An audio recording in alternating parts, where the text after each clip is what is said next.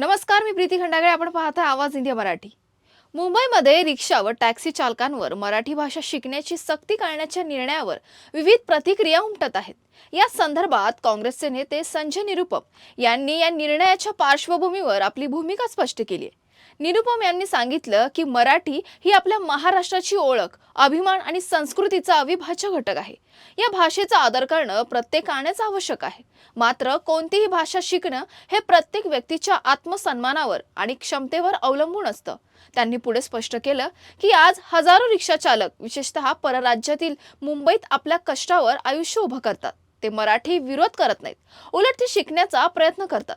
परंतु त्यांना या भाषेचं ज्ञान मिळवण्यासाठी थोडा कालावधी आणि समाजाचा पाठिंबा मिळणं आवश्यक आहे. संजय निरुपम यांचं असं मत आहे की रिक्षा आणि टॅक्सी चालकांच्या मनातील अस्वस्थता आणि चिंता समजून घेतली पाहिजे. अशा निर्णयामुळे त्यांना त्यांच्या कुटुंबाच्या भरण पोषणासाठी आपला व्यवसाय सुरू ठेवण्यात अडचणी येऊ शकतात.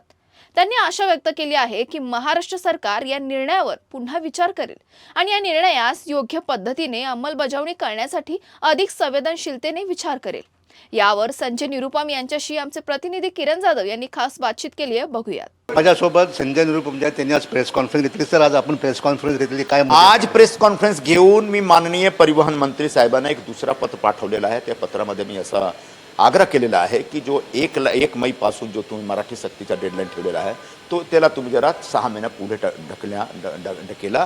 कारण की 1 मई पासून जर तुम्ही सगळ्यांच्या टेस्ट घेणार आणि काही लोक जर टेस्टमध्ये फेल होणार तर तुम्ही त्यांच्या परमिट वगैरे रद्द करण्याचा जो एक निर्णय घेतलेला आहे तो चुकीचा आहे आणि त्याच्यावर अन्याय होईल. यासाठी थोडा त्यांना वेळ द्या आणि तोपर्यंत ते मराठी बोलण्याचा शिकण्याचा प्रयत्न करणार.